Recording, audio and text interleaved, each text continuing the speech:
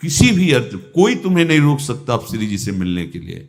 ये आगंतुक भय एक स्वाभाविक होता है। जैसे पूज्य श्री मंगनानंद जी सरकार सेनपुर, बहुत उच्च कोटि के ब्रह्मलीन महापुरुष, तो एक चौकी पर ऐसे बैठे हुए थे और बहुत से ऐसे संतजन परमहंस सब बैठे हुए थे और ब्रह्म चिंतन के विषय में चर्चा चल रही थी।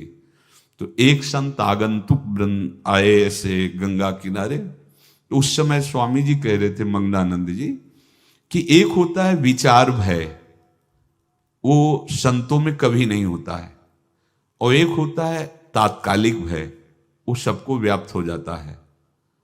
तो उन्होंने कहा कि स्वामी जी वैसे हम आपका आदर करते, लेकिन इस बात पर हमारा मतलब मन नहीं बैठ पा रहा है कि जो ब्रह्म स्वरूप को जान गया उसको विचार भय तो होगा ही नहीं, लेकिन स्वाभाविक भय कैसा हो सकता है। तो सिद्ध पुरुष थे। उनका स्वामी जी बैठो, प्रसंग पूरा होने के बाद फिर आपका उत्तर हो जाएगा। ऐसे चौकी लगाई, बैठे, और बैठे थे बट वृक्ष के नीचे। तो एक जैसे बाज है, गीद पक्षी है, उस समय तो वो संध्या का समय था, आके ऐसे जे ही बैठा तो खरबर खरबर वो डाल, तो महाराज चौकी के नीचे हो गए जो गंगा किनारे से आए थे ना। तो कहा स्वामी जी ये विचार भय है या स्वाभाविक भय है या आपको ब्रह्म चिंतन या ब्रह्म बोध नहीं। तो हंस दिए, बोले उत्तर मिल गया।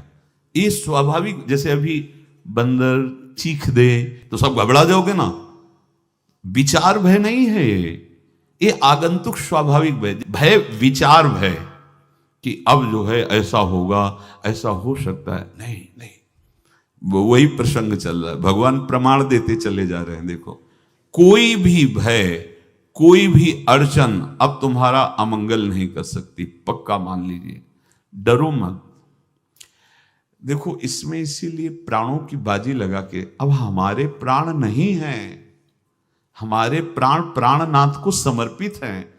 मेरे प्राणनाथ श्री श्यामा, तो क्यों भय करें। तो हम ये सब कर किसके लिए रहे, श्यामा जी के पास पहुंचने के लिए।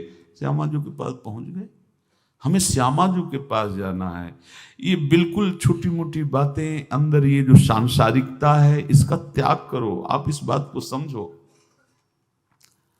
गुरु गोविंद सिंह, लाखों की समाज बैठी हुई थी।